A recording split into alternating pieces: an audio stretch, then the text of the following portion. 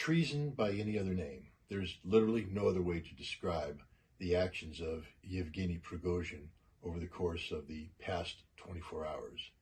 The public face of the Wagner Group has led his forces on an adventure that can only be described as a coup d'etat, an effort to overthrow the constitutionally elected legitimate government of Russia, led by President Vladimir Putin. This is a tragedy in many ways. First and foremost, let's just talk about Wagner itself. This private military contractor had assembled a force of 25 to 50,000 fighters who had performed heroically under the most dire conditions in this conflict, this ongoing conflict with Ukraine and the collective West. Most recently, Wagner defeated the Ukrainians in the battle for Bakhmut, the meat grinder that saw upwards of 75,000 Ukrainian soldiers killed and around 30,000 Wagner fighters dying as well. Wagner was celebrated in Russia as this heroic group of patriotic fighters. And now, thanks to the actions of Yevgeny Prigozhin, Wagner has been discredited.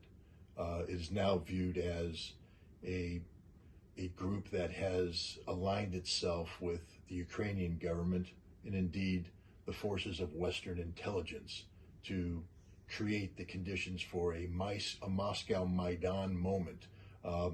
The only way that Russia was going to be defeated in this war, by the way, internal collapse instead of being defeated externally by an enemy. The timing of this is suspect in terms of Prigozhin's stated claims of only being interested in justice. The fact of the matter is the Wagner Group was being compelled by constitutional reality to sign contracts with the Ministry of Defense to align their organization with the law of the land, because private military contractors, while they could perform on the soil of Ukraine or the soil of an independent Donbass, can't exist on the soil of Russia. And the territories that Wagner were operating on are now considered by the Russian government to be the territory of Russia. How did this transformation come about? Well, this is a question that only Yevgeny Prigozhin can answer, but I think based upon what he's saying, the answer is quite clear. He's been bought out.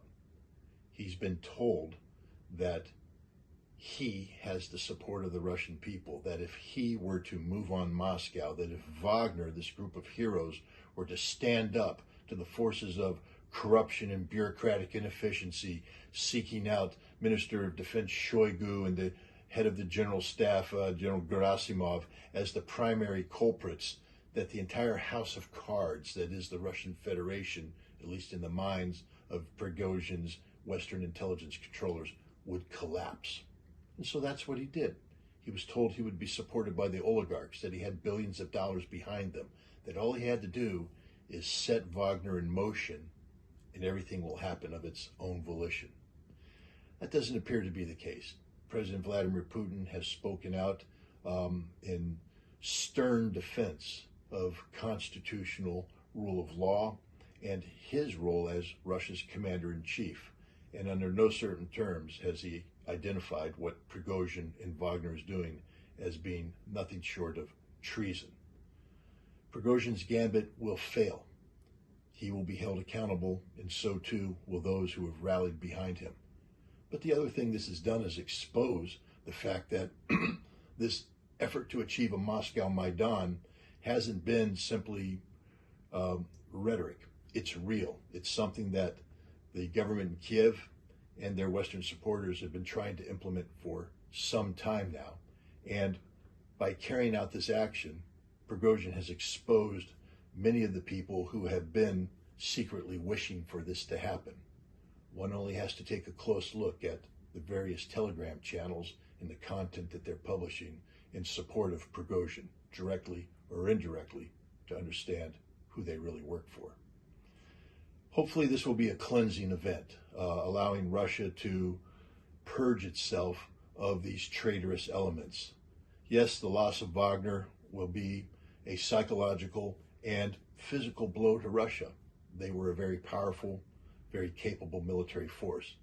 But in the end, they proved themselves to be not up to the task of serving under a constitutional government. They became a law unto themselves. They became outlaws. And that's how history is going to treat them, as outlaws. This has been more than 2-minute topic, but I think the subject deserved nothing less. My name's Scott Ritter, and remember, knowledge is power.